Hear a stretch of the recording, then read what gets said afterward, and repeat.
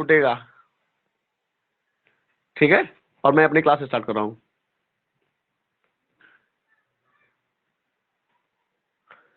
Okay, चलो आज आपकी क्लास चलेगी प्रीपोजिशन की, जो सेंटेंसेस में प्रीपोजिशन आते हैं, यूज ऑफ।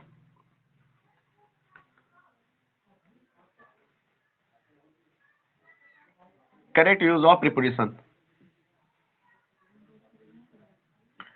और मैंने एक बहुत आपको ग्रुप पे एक बहुत लंबी अच्छी खासी प्रीपोजिशन की लिस्ट डाली थी, पीडीएफ।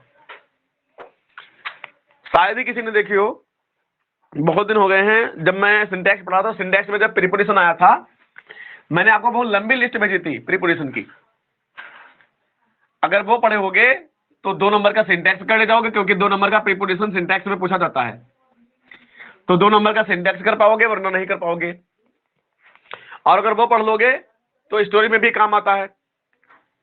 ठीक है ना, उचित प्रीपोजिशन स्टोरी में भी यूज करनी होती है। तो करेक्ट यूज ऑफ प्रीपोजिशन, आज ये सब आपको देखना है। मैं सेंटेंस पूछूंगा, आप सबको बताना है। ओके,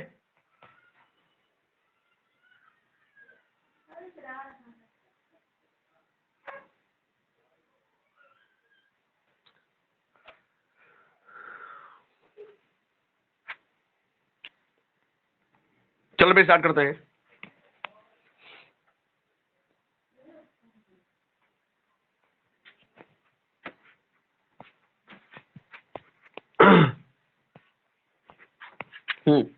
चलो डायरेक्ट एक्सरसाइज लेते हैं।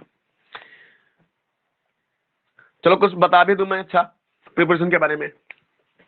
प्रीपोजिशन आपकी मुख्य होती है by, at, in, within और about. By, at, in, with, into और अप, ओवर, डाउन, बिलो। ये हो गया, डाउन हो गया, बिलो हो गया। और होते तो बहुत से हैं। इनटू हो गया, 1 मिनट। हाँ, अंडर, फॉर और एमंग, बिटवीन और इसके अलावा भी आफ्टर, बिफोर हो गया, ऑफ ऑफ हो गया,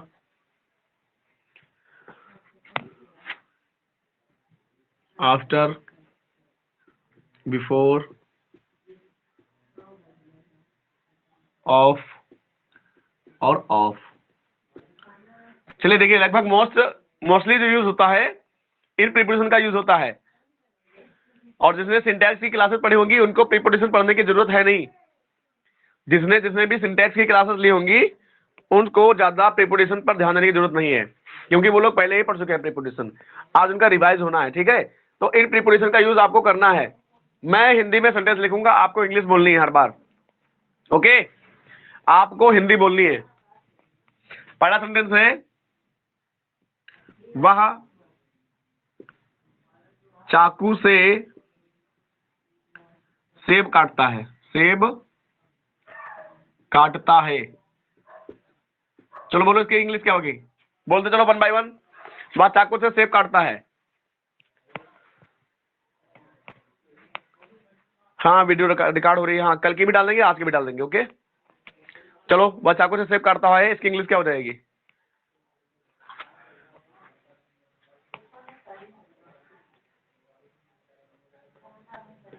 वह चाकू से सेब काटता है। प्रीपोजिशन आपके सामने लिखे हैं। इन्हीं प्रीपोजिशन में से एक प्रीपोजिशन आएगा।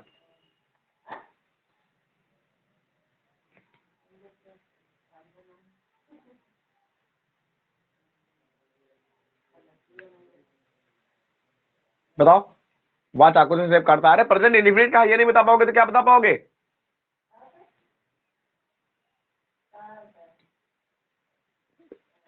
हाँ क्या लगेगा, चाकू से के लिए क्या लगेगा, विद लगेगा। यानी कि जब कोई यंत्र हाथ में होता है, जब कोई यंत्र हाथ में होता है, वह चाकू से सेब काटता है, तो चाकू कहाँ होती है, हाथ में होती है। ठीक है, वह तलवार से युद्ध लड़ता है, तलवार से, तो तलवार कहाँ होती है, हाथ में होती है। वह बंदूक से शिकार करता है, तो बंदूक कहाँ होती है, हाथ में होती है। तो जब कोई यंत्र हाथ में होता है तब काम करते हैं, तो उस यंत्र के लिए विद लगाते हैं। वह छड़ी से बच्चों को पीटता है, तो छड़ी कहाँ होती है, हाथ में होती है। तो जब कोई यंत्र हाथ में होता है तो उसके लिए विद का यूज करते हैं। तो ही कट्स द एप्पल, ठीक है, ही cuts the Apple with knife, with knife, ये हो जाएगा, विद लगेगा यहाँ पे। ओके, नाइफ की स्पेलिंग मिस्टेक हो गई।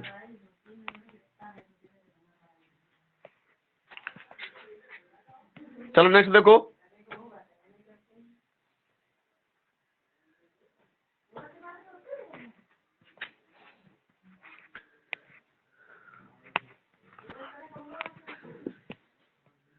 यह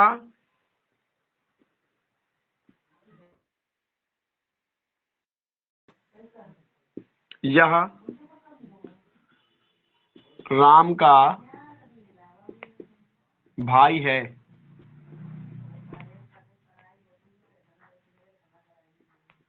यह राम का भाई है, इंग्लिश क्या होगी, यह राम का भाई है, इंग्लिश क्या होगी। अच्छा ठीक, कोई बात नहीं चंद्रशेखर, कोई बात नहीं, क्लास बराबर रिकॉर्ड हो रही है। यह राम का भाई है, इसकी इंग्लिश क्या होगी बोलो। अब प्रॉब्लम्स तो आएंगी ही आएंगी। अभी हमारे यहाँ बारात आएगी तो पूरी क्लास चली जाएगी, है ना, तो ये तो लगा ही रहेगा।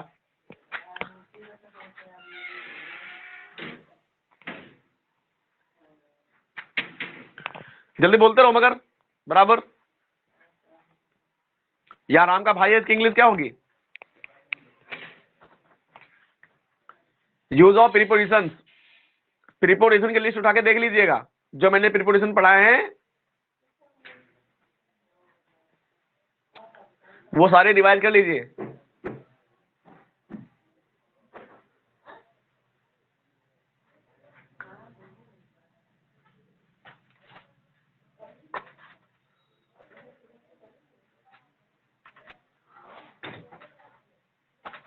नहीं पता किसी को, यह राम का भाई है।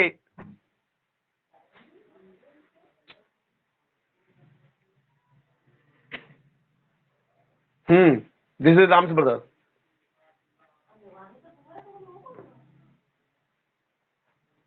चलो अगला देखो इसी टाइप का,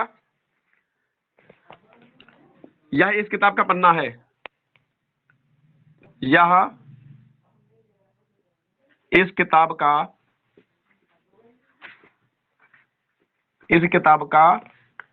पन्ना है। चलो इसकी इंग्लिश क्या होगी, यह इस किताब का पन्ना है, इसकी इंग्लिश क्या होगी।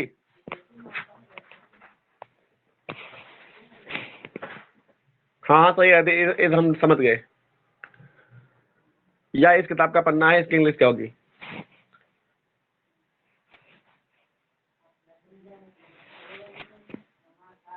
रिप्लाई केवल हरिओम के आ रहे हैं और किसी के रिप्लाई नहीं आ रहे हैं।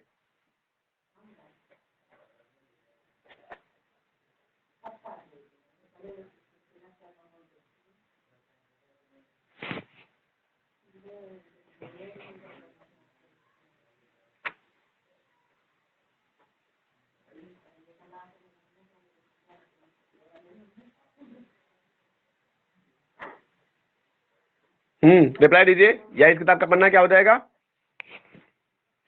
नहीं, बस यही तो नहीं होगा, बुक में एपोस्ट्रोफियस नहीं लगेगा, बुक में एपोस्ट्रोफियस बिल्कुल नहीं लगेगा।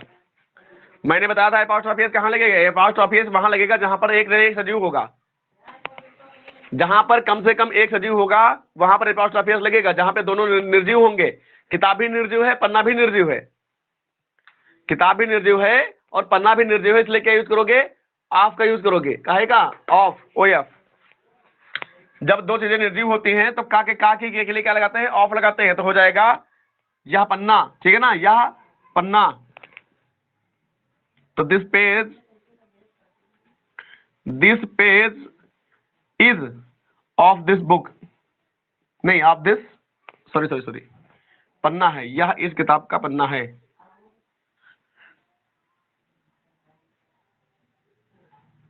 हाँ सही है, ऑफ दिस बुक। सोच में पड़ गए। देखो यह पन्ना यानी कि दिस पेज, ठीक है ना, है इज ऑफ दिस बुक यानी इस किताब का, ठीक है, ये हो जाएगा आपका, this page is of this book. चलो अगला देखो, अगला सेंटेंस है आपके लिए, क्या दे दे,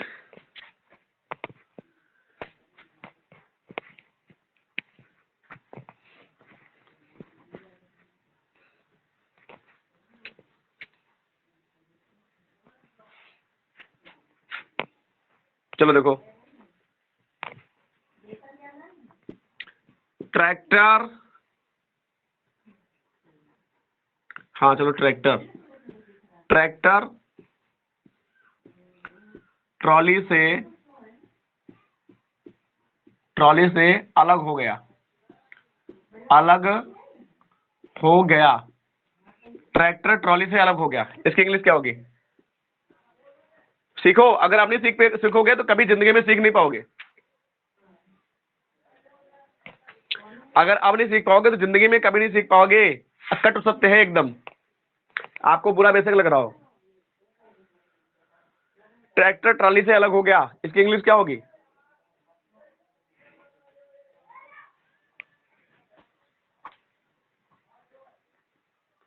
अब सो के उठ रहे हैं सब बाकी।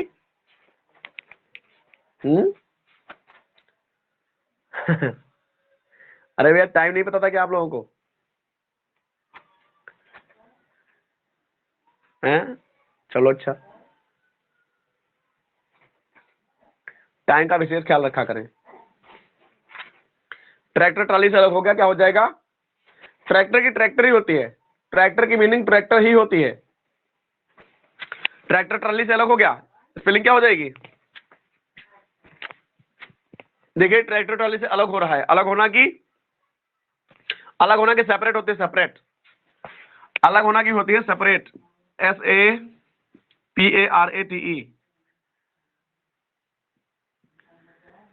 अलग होना की सेपरेट होती है। तो ट्रैक्टर ट्रॉली से अलग हो गया, इंग्लिश क्या हो जाएगी?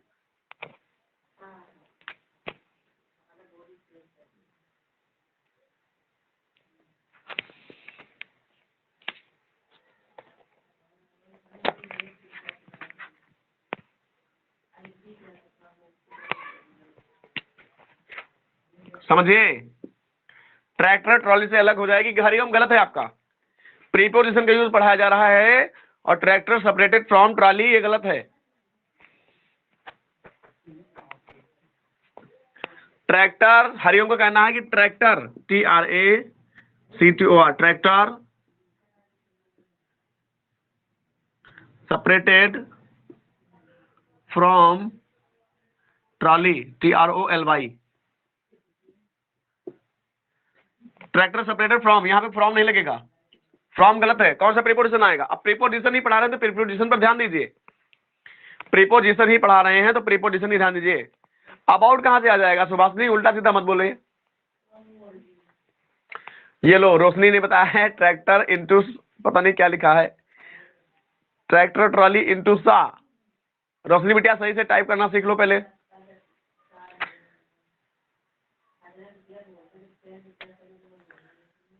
चलो कम से कम कोशिश तो की, कम से कम तुमने, चलो कोशिश करने वालों में नाम आया, कोशिश करोगे। डिपार्ट नहीं, मैंने सेपरेट होना बता दिया ना, अलग होना कि डिपार्ट बता दिया हमने, सॉरी सेपरेट, डिपार्ट नहीं होगा।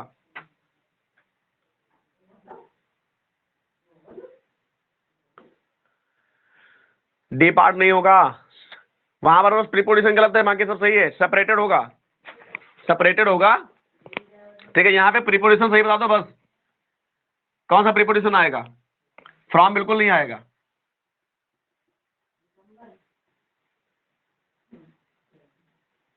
ट्रॉली हो गया, यहाँ पे प्रिपोजिशन कौन सा आएगा सही से बता दीजिए, और जब तक सही प्रिपोजिशन नहीं बताओगे मैं क्लास को आगे बढ़ाने वाला नहीं हूँ। टू भी नहीं लगेगा, बाय भी नहीं लगेगा ना, एकदम फिक्स प्रिपोजिशन बताइए। देखो मानसी ने बता दिया, मानसी ने बता दिया, हमने बताया था भाई, याद रखा करो। ऑफ लगेगा, ओ ऑफ, ओ डबल एफ। जब कोई चीज किसी से थोड़े समय के लिए अलग होती है, थोड़े समय के लिए बताया था ना, जब कोई चीज हमेशा के लिए अलग हो जाए तो तब फ्रॉम लगाते हैं। जब कोई चीज हमेशा के लिए अलग हो जाती है तब फ्रॉम लगाते हैं बेटा। अब जो कोई चीज किसी से कम समय के लिए अलग हो रही है तो क्या हो जाएगा, तब ऑफ लगेगा, ओ डबल एफ। ओके, तो क्या लगेगा, ट्रैक्टर ट्राली से अलग हो गई तो कुछ समय के लिए अलग हुई है, फिर बाद में जोड़ दिया जाएगा। समझ गए कि नहीं समझ गए? और यही गलतियां करते रहोगे तो सीख नहीं पाओगे। ट्रैक्टर सेपरेटेड ऑफ ट्रॉली होगा, ओ डबल एफ। समझ में आया? चलो आगे देखो। अच्छा,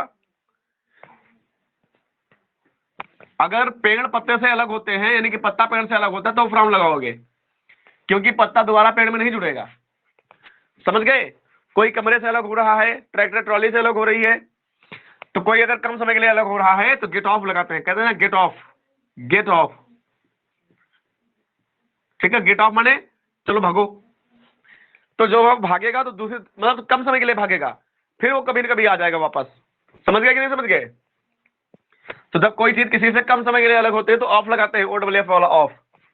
चलो देखो। अच्छा, सेंटेंस है, नदी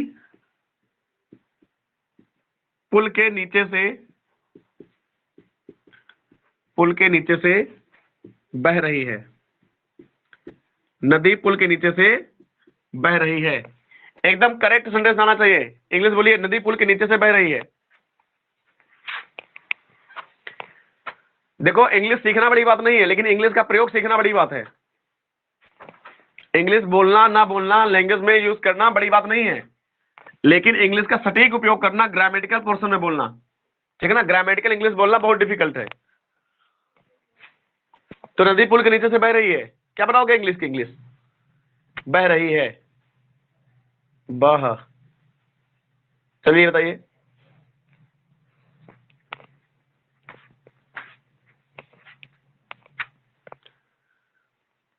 बोलते रहिए, और टाइपिंग स्पीड अपनी फास्ट करो सभी लोग। टाइपिंग स्पीड फास्ट कर लीजिए, पहले राइटिंग फास्ट कर लो, लिखना लिखना तेज सीखो, टाइप भी करना तेज सीखे। The river is running under the bridge, the river is flowing, flowing होगा। हाँ, रुद्र का बिल्कुल सही है बेटा, रनिंग नहीं होगा। चलो अच्छा, रनिंग लगा सकते हो, हाँ लगा सकते हो द, लेकिन फ्लोइंग एकदम सटीक मीनिंग है। The river is flowing, flowing under the, यहां पे अंडर लगेगा, नीचे के लिए क्या लगेगा, नीचे के लिए अंडर लगेगा, ठीक है ना, अंडर द ब्रिज, BRIDGE। चलो अगला देखो, अगला सेंटेंस है, वह मेरे सामने खड़ा था, वह मेरे सामने खड़ा था। चलो बताओ, एकदम इजी सेंटेंस है और डिफिकल्ट भी है। वह मेरे सामने खड़ा था, इसकी इंग्लिश क्या होगी?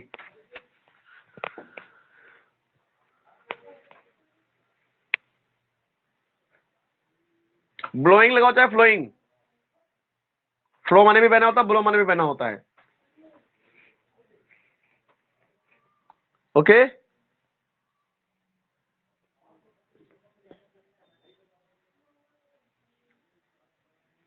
अगला सेंटेंस आपके सामने है, वह मेरे सामने खड़ा था। Just tell me the English of this sentence.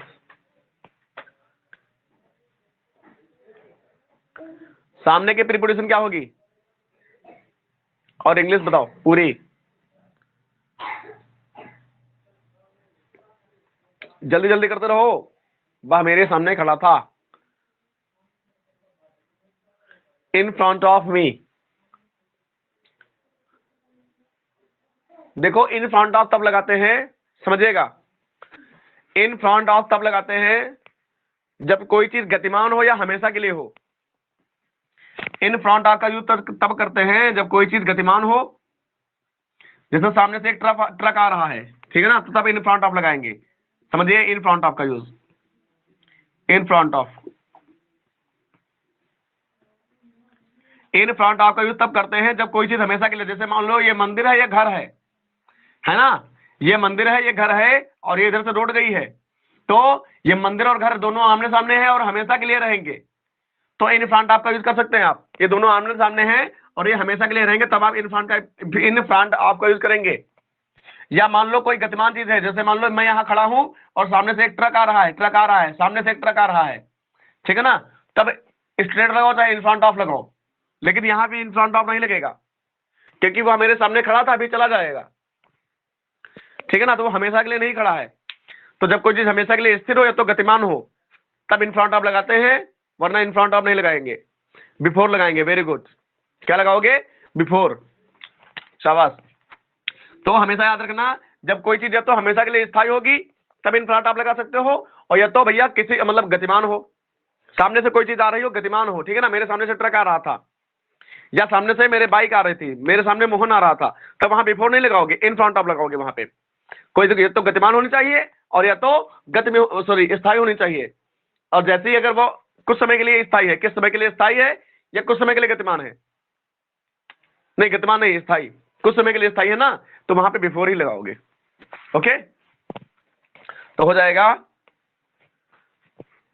क्या बनाया है? हाँ सही बनाया। He was standing before me, very good. चलो अच्छा ये हो गया। इन रुपयों, एक मिनट, इस धन को गरीबों में बांट दो, चलो इसकी इंग्लिश क्या होगी? बांट दो। संडे से आपका अगला, इस धन को गरीबों में बांट दो, क्या हो जाएगी इंग्लिश? चलो बताओ। जस्ट नहीं लगाएंगे, जस्ट का यूज नहीं करेंगे, he was standing before me, बस। अगला सेंटेंस आपके सामने, इस धन को गरीबों में बांट दो, just tell me the English. बहुत इजी सेंटेंस दे रहे बेटा, और यही सेंटेंस आगे चल के बड़े बन जाते हैं, बस घुमा फिरा के पूछ दिए जाते हैं और आप कंफ्यूजन में पड़ जाते हैं।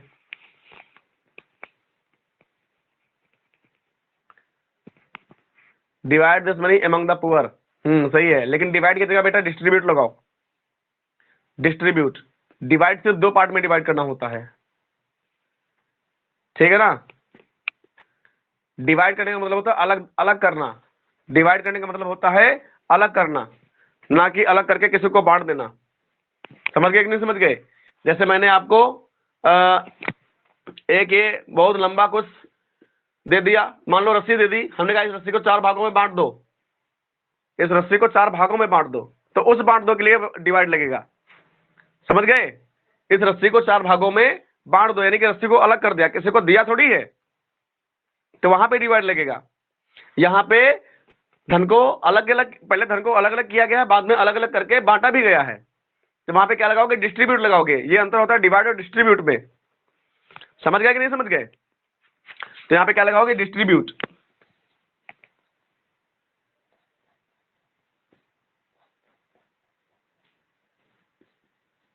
डिस्ट्रीब्यूट दिस मनी, क्या लगाओगे?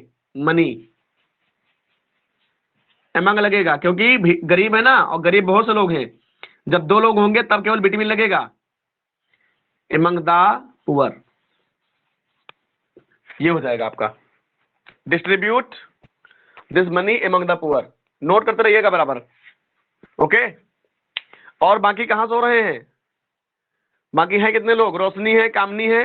कामनी, तुम्हारा कोई रिप्लाई नहीं आता है बेटा, रिप्लाई देना सीखो। अगर अभी नहीं, हम बता रहे हैं बार बार, अभी नहीं सीख पाओगे तो जिंदगी में नहीं सीख पाओगे।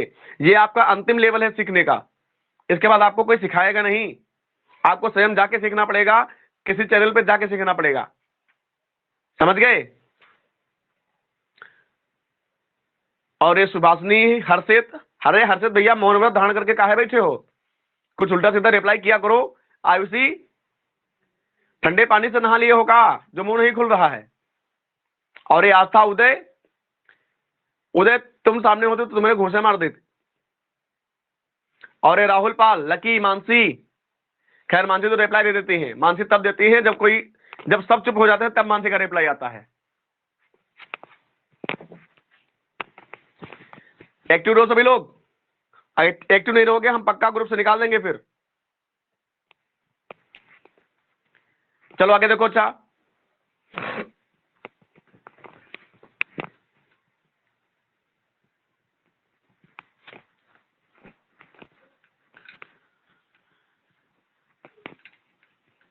देखो जब कोई कंपटीशन या एग्जामिनेशन या टेस्ट चल रहा हो तो उसमें जाके दौड़ के प्रतिभाग किया करो। और आप लोग हैं कि उसमें जाने से डरते हैं। कबीर का दोहा नहीं पढ़ा है? कबीर का दोहा देखिए, कबीर का दोहा है, क्या है? कबीर का दोहा है, जिन खोजा तिन पाइया, जिन खोजा तिन पाइया, गहरे पानी पैठ। समझिए, चलो आज हिंदी पढ़ा दे। गहरे पानी पैठ, पैठ मैंने होता है बैठ, ठीक है ना? या पैठ करो या पैठ ही करो। पैठ मैंने होता है प्रवेश करना। और इसके आगे, हाँ, मैं बपुरा, बपुरा मैंने होता है डरावना, बेवकूफ, मूर्ख। बूढ़न डरा, बूढ़न डरा, रहो किनारे बैठ, रहो किनारे बैठ। समझो कबीरदास जी क्या कहना चाह रहे हैं।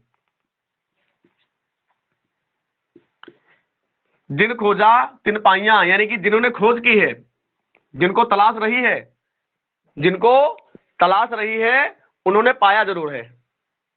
समझे? यानी कि जिन्होंने मेहनत की है उन्होंने पाया जरूर है। कहां? अगर खोजा है तो गहरे पानी में जाकर के खोजा है, पैठ माने प्रवेश करके। यानी कि जिन्होंने गहरे पानी में जाकर के, यानी कि गहरे पानी में प्रवेश करके, गहराई में प्रवेश करके खोज की है, तलाश की है, उनको मिला जरूर है। यानी कि जिन खोजा तिन पाइया, गहरे पानी पैठ, यानी कि गहरे पानी में प्रवेश करके। कहने का तात्पर्य कठिनाइयों से जूझ करके, कठिनाइयों से जूझ करके जिसने मेहनत की है, कठिनाइयों से जूझ करके जिसने सफलता प्राप्त करने की कोशिश की है, उनको सफलता मिली है, इसमें कोई संदेह नहीं है। लेकिन मैं बपुरा बूढ़न डरा, और अगर आप डर रहे हैं कि कहीं गलत ना हो जाए, या आप पार्टिसिपेट ही नहीं करना चाहते हैं, मुश्किलों का सामना ही नहीं करना चाहते हैं, क्वेश्चन का आंसर ही नहीं देना चाहते हैं, तो गांठ बांध कर अपने दिमाग में रख लीजिए, सफलता इतनी जल्दी मिलेगी नहीं। समझ में आया? तो मैं बपुरा बूढ़न डरा, रहे हो किनारे बैठ, यानी कि आप किनारे ही रहेंगे, फिर रहे हो किनारे बैठ, तो किनारे ही बैठे रहेंगे। अगर गहरे पानी में प्रवेश नहीं करेंगे, मुश्किलों का सामना नहीं करेंगे, क्वेश्चन का आंसर देना नहीं सीखेंगे, टेस्ट में प्रतिभाग करना नहीं सीखेंगे, प्रतियोगिता में शामिल होना नहीं सीखेंगे, सफलता में संदेह है आपकी। और अगर गहराई में जाकर प्रवेश करोगे, कठिनाइयों का सामना करोगे, गहरे पानी में प्रवेश करने का मतलब है गहरे मतलब कठिनाइयों का सामना करना। Always face your difficulties, always face your situation, however difficult situation में भी, कितनी भी कठिन situation, you have power, so you don't consider, never consider your defeat. कभी आपको हार माननी नहीं चाहिए अगर आपके पास पावर है। हाँ, और हाँ, मेरा काम तो है, मैं तो एक पंप की तरह आप में हवा भर देता हूं। अब पता नहीं आप वो हवा कितनी देर तक रोक पाते हो। ये मोटिवेशन भी एक हवा की तरह होता है, गुब्बारे में हवा, समझे? भरते चले जाओ, भरते चले जाओ, ज्यादा भर दोगे फट जाएगा, कम भरोगे तो कम मजा नहीं आएगी, तो बराबर भरना पड़ता है। लेकिन वो गुब्बारा बनिए जिसमें हवा कभी निकले ना। समझ में आया? वो गुब्बारा बनिए जिसमें हवा कभी निकले ना, तभी जिंदगी में सफल होकर कुछ कर सकते हो, वरना फिर संदेह है। तो मेहनत किया करो, और अगर अब नहीं करोगे तो कभी नहीं कर पाओगे। चलो आगे देखो। अच्छा, और बार बार हवा भरवाने वाला काम नहीं किया करो कि हवा भरी फिर निकल गई, हवा भरी फिर निकल गई।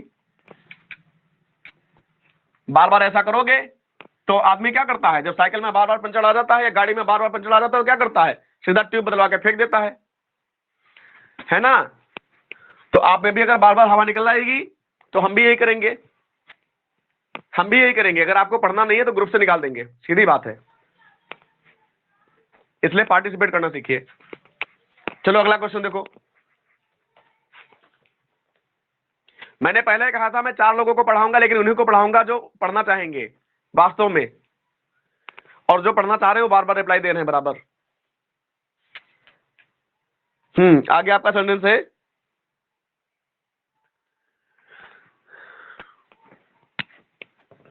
वह स्कूल मेरे बाद पहुंचा। वह स्कूल मेरे बाद पहुंचा। चलो बताइए इसकी हिंदी क्या होगी, इंग्लिश, सॉरी हिंदी बोल दिया। वह स्कूल मेरे बाद पहुंचा, इसकी इंग्लिश क्या होगी? कोशिश करो, गलत करोगे तब भी सीखोगे, गलत करोगे तब भी सीखोगे। और मैंने कहा था गलत ही बताओ, अगर आपके दिमाग में वो बैठ जाएगा तो हमेशा जिंदगी भर याद रहेगा। बताओ, वह मेरे बाद स्कूल पहुंचा, ये स्कूल मेरे बाद पहुंचा।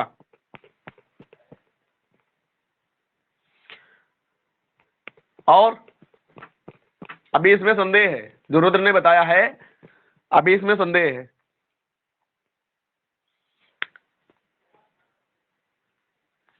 He reached school after me। फिजा तुमने कॉपी कर लिया कि अपने मन से बताया है? कॉपी कर लिया कि मन से बताया आपने?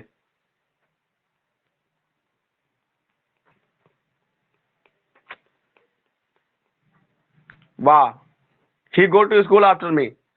पहुंचा है बेटा पास्ट में, लकी बेटा पास्ट में है तो रेज लगाना पड़ेगा। ओके, अब जितने लोग रेज लगाए हैं उनका भी देखा करो बेटा कि रेज क्यों लगाया है।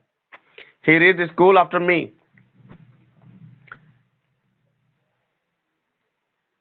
अच्छा, कॉपी नहीं किया, मन से बताया, ठीक है। सभी ने आफ्टर बता दिया, और जैसे मैं कह दूं आफ्टर नहीं लगेगा तो क्या लगाओगे?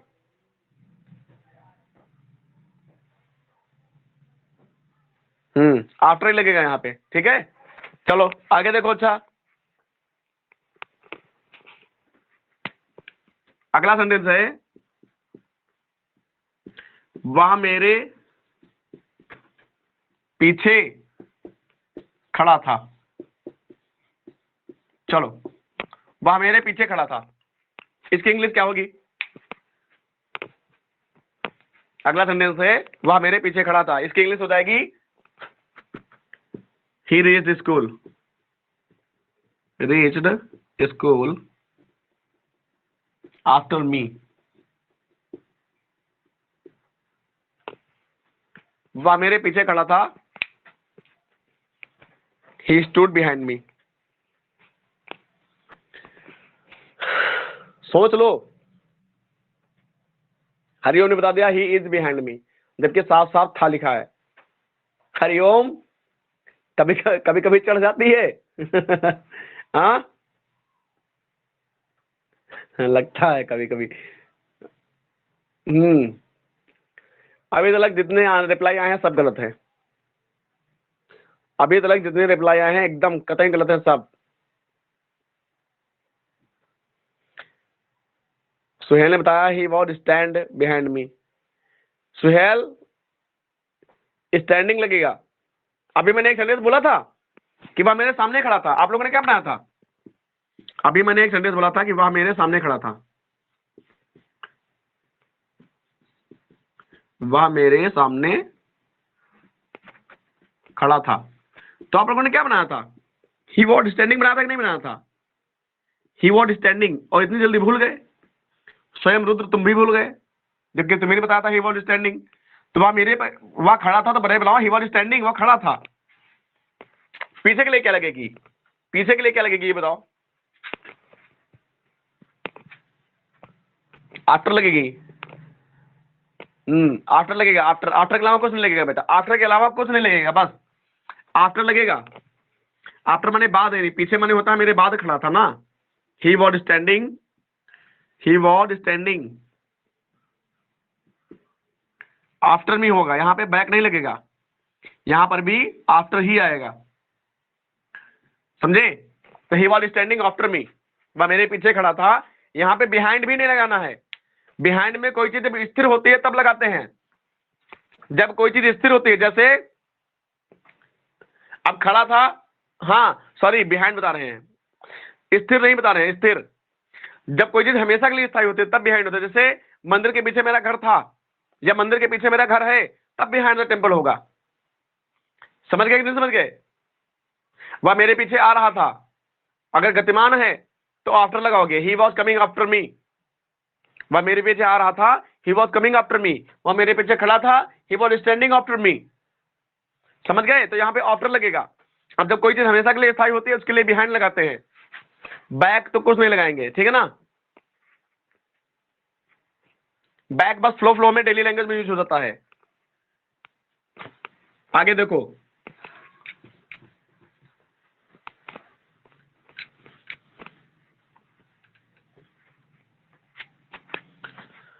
हाँ आगे देखो, एक पक्षी, एक पक्षी मेरे सर के ऊपर से, सर के ऊपर से निकला। चलो, एक पक्षी मेरे सर के ऊपर से निकला, क्या हो जाएगी? एक सेकेंड इंग्लिश बोलो। प्रीपोजिशन का ही कमाल चल रहा है अभी तक, प्रीपोजिशन ही चल रहा है। एक पक्षी मेरे सर के ऊपर से निकला, यहां पर भी प्रीपोजिशन का ही जादू होगा। बोलो जल्दी से।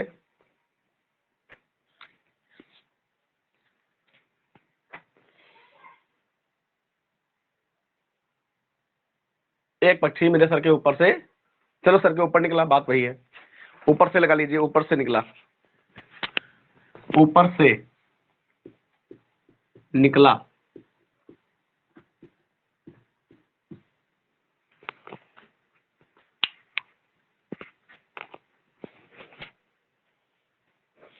A bird flew over me, flew over मेरे सर बेटा, मेरे सर, माई हेड होगा। Okay okay okay, just I see your answer. हाँ सही है, रुद्र का बिल्कुल सही है। तो क्या हो जाएगा? A bird, a bird. Very good Rudra, लगता है तैयारी करके आए हो। अ बर्ड फ्लू, क्या हो जाएगा? फ्लू, सेकंड फॉर्म आएगी, ठीक है ना? फ्लू ओवर, यहाँ पे क्या लगेगा? देखो सर के ऊपर से गया है, ये मेरा सर है, सपोज दैट यहां से पक्षी निकला होगा, ठीक है ना? ये यहां से निकला, कितनी भी ऊपर से निकला हो, यानी कि सर को टच करके नहीं निकला ना, और जो सर को टच नहीं किया है तो ओवर होगा। जब कोई चीज किसी को टच नहीं कर रही होती है तो उसके लिए ओवर लगाते हैं, ठीक है? जब कोई चीज किसी को टच नहीं कर रही होती है तो उसके लिए ओवर लगाएंगे। अब जैसे मैंने हाँ चलो यहां पर बता दें, a bird flew over my head, my head. और जैसे दूसरा सेंटेंस मैंने बता दिया कि मेज, पुस्तक, पुस्तक मेज के ऊपर है, मेज के ऊपर है। बताओ इसका क्या होगा? पुस्तक मेज के ऊपर है, पुस्तक मेज के ऊपर है।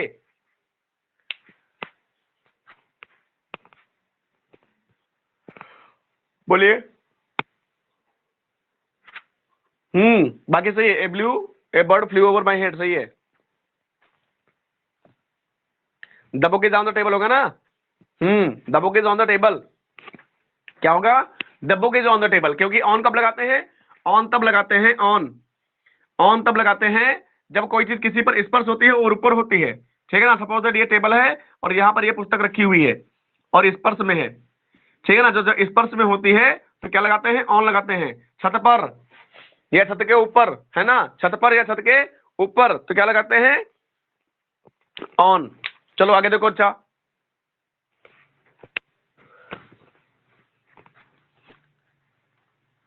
बस यही चीजें प्रीपोजिशन में देखी जाती हैं।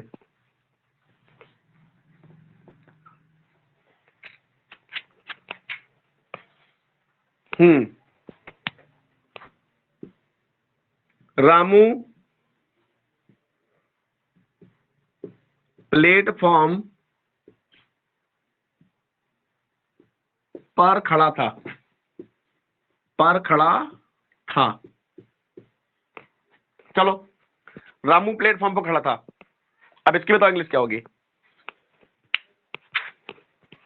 हाँ सही है, सही है, सबके सही है। The book is on the table सबके सही है। रंजीत, सुहेल, आस्था सबके सही है। रामू प्लेटफॉर्म पर खड़ा था, इसकी इंग्लिश क्या होगी? जस्ट टेल मी।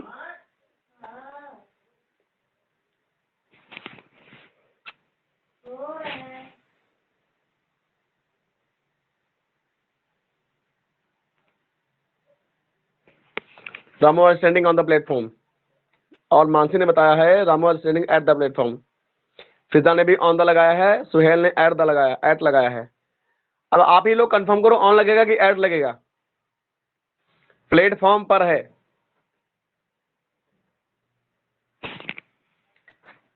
प्लेटफॉर्म पर है ना, तो क्या लगेगा? देखो, प्लेटफॉर्म कहां होता है? जमीन पर। और जब कोई चीज जमीन से जुड़ी होती है ना, जमीन से, जब भी कोई चीज जमीन से जुड़ी होती है, हम जमीन पर ही होते हैं, तो उसके लिए एट का यूज करते हैं, एट का। ओके, उसके लिए हम एट का यूज करेंगे। ऑन माने होता है ऊपर, तो कोई प्लेटफॉर्म की छत पर थोड़ी खड़ा होगा। तो क्या हो जाएगा? Ramu was standing, standing, Ramu was standing at the platform, eight the platform. चलो, अब कुछ थोड़ा कंफ्यूजन वाले सेंटेंस दे रहे हैं, अब इनको समझिएगा। रामू कुएं में गिर पड़ा, गिर पड़ा। चलो बताओ, रामू कुएं में गिर पड़ा। नंबर 2, चलो पहले एक ही बताओ, रामू कुएं में गिर पड़ा। Just tell me in English.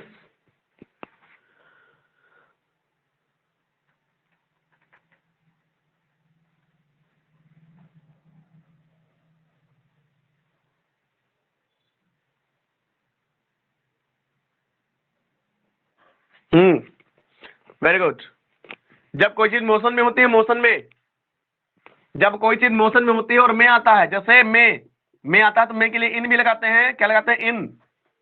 इन तब लगाते हैं जब कोई चीज स्थिर रहती है, जब कोई चीज हमेशा के लिए स्थायी होती है या कुछ समय के लिए स्थिर हो, ठीक है ना। तो जब स्थिर स्थिर अवस्था में होती है तब इन लगाते हैं, लेकिन जब मोशन में होती है, गति में होती है, जब कोई चीज गति में होती है और मे का अर्थ निकल रहा हो, मे का अर्थ निकल रहा हो, उसके लिए इंटू का यूज करते हैं।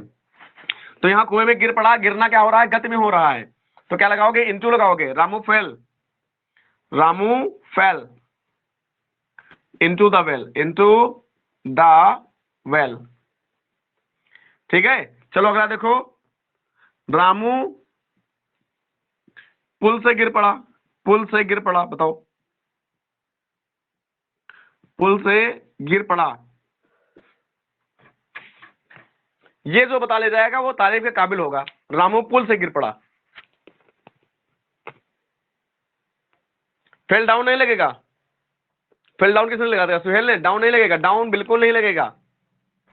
फेल माने नीचे गिरना ही होता है बेटा, फेल माने नीचे गिरना ही होता है, नीचे उसमें ऑलरेडी जुड़ा है, डाउन अपने पास नहीं लगाओगे, समझे? रामू पुल से गिर पड़ा, इसकी इंग्लिश क्या होगी? Just tell me in English.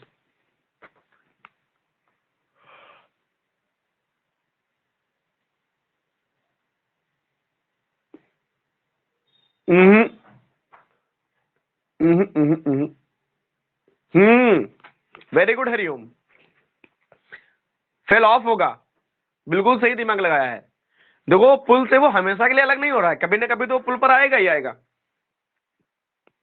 और हो सकता है निकाला जा रहा हो तभी पुल पर आ जाए, है ना। पुल से गिर पड़ा, हो सकता है पुल से वो ऊपर आए, तो हो सकता है पुल पर ही आए। समझ गए कि नहीं समझ गए? रामू पुल से गिर पड़ा तो क्या होगा? थोड़े समय के लिए हटा है, आधे हमेशा के लिए नहीं हटा है। हमेशा के लिए हटेगा तब लगाओगे फ्रॉम, तो क्या होगा? Ramu fell off. Very good Hariom. Fell of the bridge, the bridge. ठीक है, फेल ऑफ होगा। ऑफ तब लगाते हैं, अभी समझाया था, थोड़े समय के लिए अलग होगा तो फेल ऑफ। हाँ, अगला सेंटेंस चलो। अच्छा, हाँ,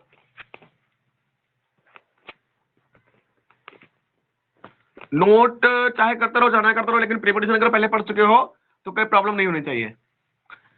और प्रीपोजिशन वाली वीडियो पड़ी होगी, और प्रीपोजिशन की लिस्ट भी मैंने डाल दी थी, वो प्रीपोजिशन की लिस्ट सभी लोग देख लेना। ये तो अभी इजी इजी बता रहे हैं, अभी बाद में कठिन कठिन आते हैं सिंटैक्स में। सिंटैक्स में कठिन कठिन आते हैं, और वो कठिन प्रीपोजिशन हर एक प्रीपोजिशन को अलग अलग नहीं बताया जा सकता। ठीक है, हर एक प्रीपोजिशन को अलग अलग नहीं बताया जा सकता, इसलिए लिस्ट जरूर देख लेना। चलो अगला देखो, वह स्कूल से घर गया। घर गया, पहला सेंटेंस। और दूसरा भी बता रहे हैं, पहले ये बताओ। वह स्कूल से घर गया, एकदम इजी है, एकदम इजी है। वह स्कूल से घर गया। चलो देखते हैं क्या रिजल्ट आता है इसका। और इसके बाद में एक और सेंटेंस बताएंगे, वो आपका लास्ट सेंटेंस होगा। और इसके बाद में अगर आपको कुछ पूछना हो, दो चार चीजें पूछ सकते हैं आप। He went home from school। अगर मैं ये कह दूं गलत है तो He went home from school Mansi का सही है। रुद्र भैया आप फिर गच्चा खा गए। वह स्कूल से घर गया, दोबारा कल फिर आएगा, है ना, कल फिर आएगा। समझ गए नहीं समझ गए? कल फिर आएगा भैया। दूसरा सेंटेंस देखो, दूसरा सेंटेंस है, वह स्कूल से निकाल दिया गया। निकाल दिया गया, निकाल दिया, क्या क्या लिख दिया, दिया, वह स्कूल से निकाल दिया गया। चलो बताओ इंग्लिश क्या होगी? वह स्कूल से निकाल दिया गया। हाँ, जैसे पहले में ऑफ लगाया सबका सही है, दूसरे वाले में क्या लगेगा? वह स्कूल से निकाल दिया गया।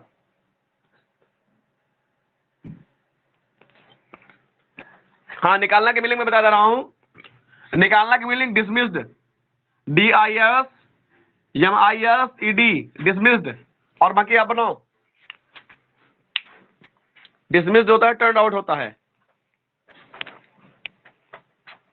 हाँ, रेस्ट्रिकेट भी होता है, रेस्ट्रिकेट भी होता है, सही है।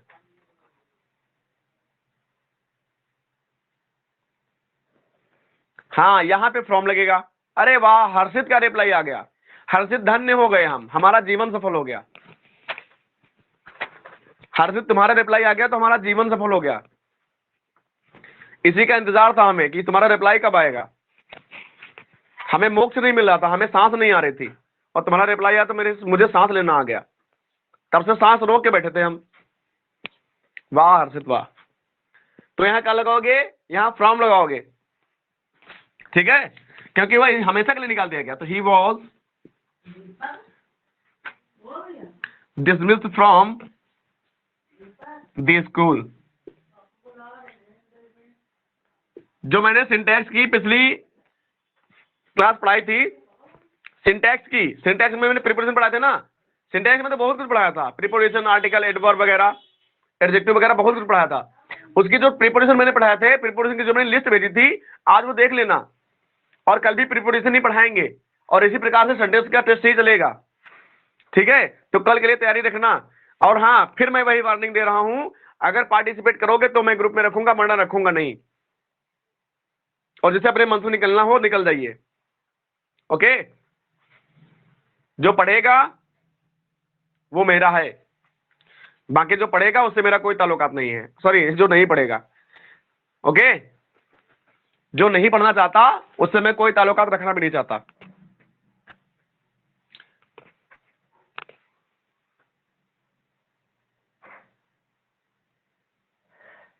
चलो फिर आज प्रीपोजिशन के रूल रिवाइज कर लीजिए, कल होगा, कल से फिर टेस्ट लेंगे, ओके, प्रीपोजिशन का ही।